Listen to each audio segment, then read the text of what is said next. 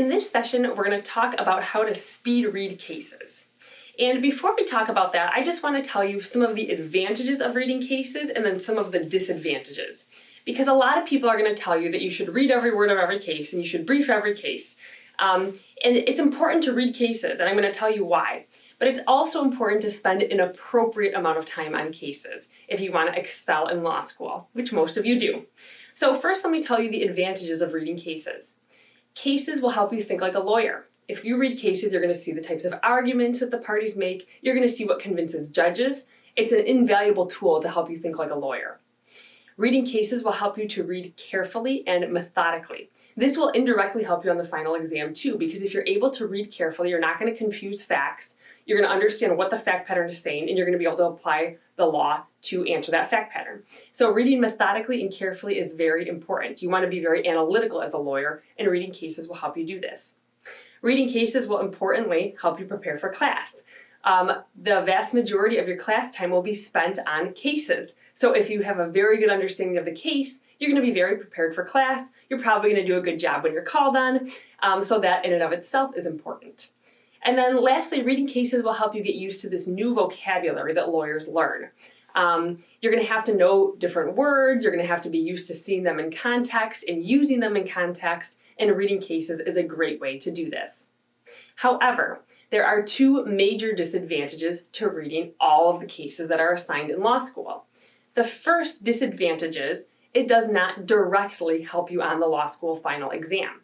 In other words, you could read every single case and brief every single case and know the facts of the cases super well and do a great job on call and still not do well on the law school final exam, because the law school final exam does not test cases. It tests whether you know the law and you know how to apply it.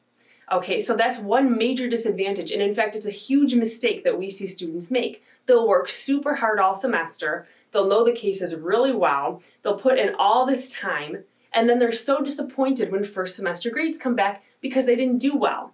And the amount of effort that they put in is not reflected in the grades that they get. And they often wonder why, and it's because they spent their whole semester reading cases, briefing cases, talking about cases in study groups, and preparing to be on call. But they neglected to outline, learn their outlines, and practice exams, which is a much more surefire way to score high on a law school final exam. The other thing I want to point out is that you are going to be assigned a lot of cases. So if you read every word of every case, you're going to have very little time to do anything else. Let's just say that you have 100 pages of reading assigned a night. All right, and it takes you 3 minutes a page. That's going to be literally 25 hours of just reading cases a week. Okay, so that doesn't count preparing to be on call. It doesn't count any time you might want to spend in a study group. It doesn't count any time you might want to spend on legal writing assignments, yet alone outlining, learning your outlines, or practicing law school exams. So the problem in law school is that you don't have endless amounts of time. If you had endless amounts of time a day, you would spend time reading every case, briefing every case, and then outlining, learning your outlines, and preparing to be on call. But you don't, so something has to give. All right, you still have to sleep, you still have to go to class, you still have to have a life outside of law school to a degree. So what is going to be the thing that you spend a little bit less time on? And I recommend that you spend a little bit less time on cases and that you make outlining, learning your outlines, and practicing exams a priority if you want to succeed in law school. So this doesn't mean that you shouldn't read cases. Okay, that's not what I'm saying at all. But I'm telling you that you want to spend an appropriate amount of time on cases. So instead of reading every word of every case and then briefing every case, what I recommend you do is prepare enough so that you can follow along in class, so that you can answer questions if you're called on, so that you feel confident enough about the material. You got the main point of the cases. But beyond that, you're sometimes going to have to get through some of your cases a little bit quicker, and you're not going to be able to read every word of every case. So that's why I'm teaching you how to speed read, because this is a great tool to have.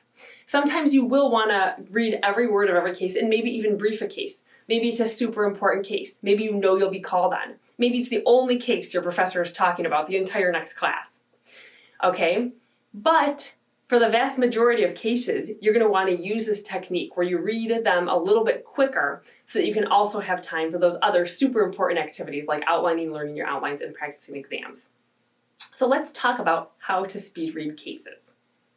The first step in speed reading a case is to understand why you're reading the case to begin with.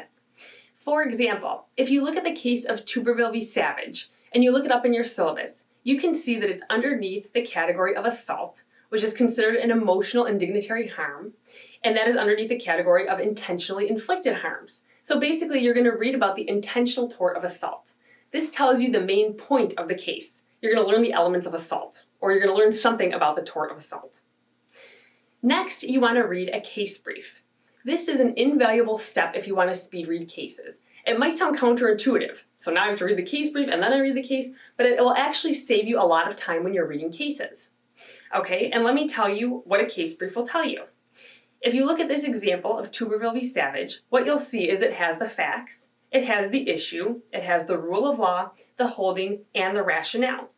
So case briefs can quickly help you understand all the important parts of the case, the facts, the issue, the rule, the holding, and the rationale.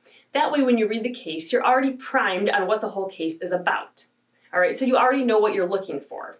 The next step is to go to the case itself and start to highlight it or mark different parts of the case. Like you can see in the case of Tuberville v. Savage that the issue is in green. The application or reasoning is in purple. The conclusion is in blue. Okay, the rule is in orange.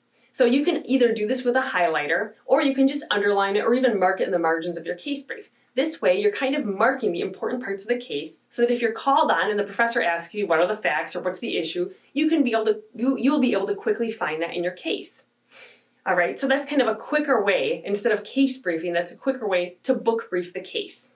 Now we're going to talk about what not to do. So these are mistakes that I have made or that we've seen law students make, and they're things that you can avoid if you know about them ahead of time.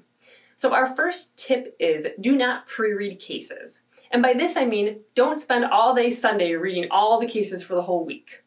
Why not? It sounds like a good thing to do on the weekend. You get them all over with. But the problem is by the time you get to your Thursday class, you're going to forget what you read on Sunday.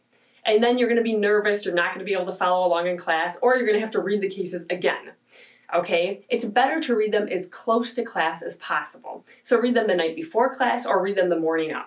That way the cases are fresh in your mind and you'll be able to participate in class with more confidence than if you read them a few days ago. Second, don't get hung up on every vocabulary word, procedural history if you're not in a civil procedure class, things like that.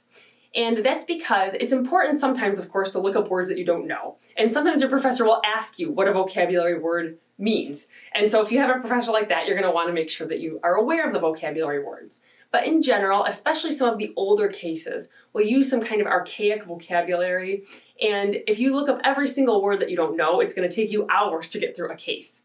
So you just want to be very systematic about when you're paying attention to vocabulary and when you're not paying attention to it. You don't want to look up every single word in the case.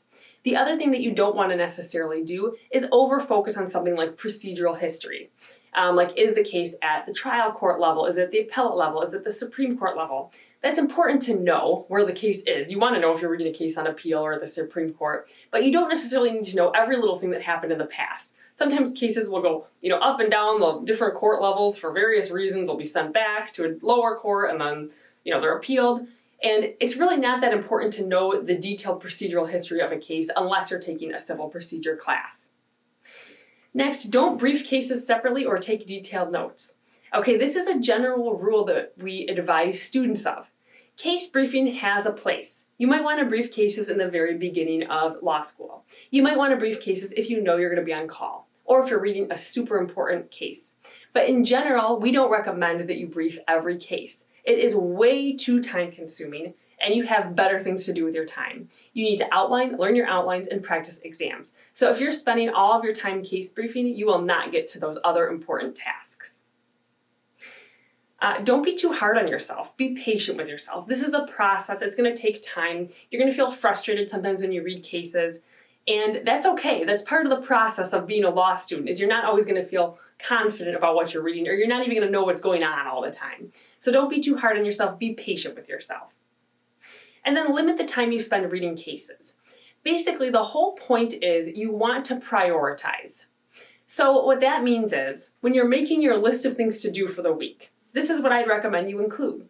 Outline. Do this right after class because it's going to help you organize and condense your class notes if you start creating your outline shortly after class. It's going to be very fresh in your head, and you're going to know what's important and what's not. Okay, so outline. Review your outlines so that you remember the law that you learned last week. For example, you want to go back and review things. Practice exams. So practice problems. Make sure that you are able to apply the law that you're learning throughout the semester. And then preparing for class, okay? Reading cases and briefing cases. So of course it's very important that you prepare for class, but I recommend that you do it at the end of each day. So go to class, make your outlines, learn your outlines, practice some problems, and then read and brief cases. That way you're preparing for the next day's class, but more importantly, you know how much time that you should be spending on that. If you have an hour and a half left in your day to study, then you have an hour and a half left for cases. So read the important ones and then speed read the rest of them. All right, this is all about prioritizing so that you're spending your time appropriately in law school.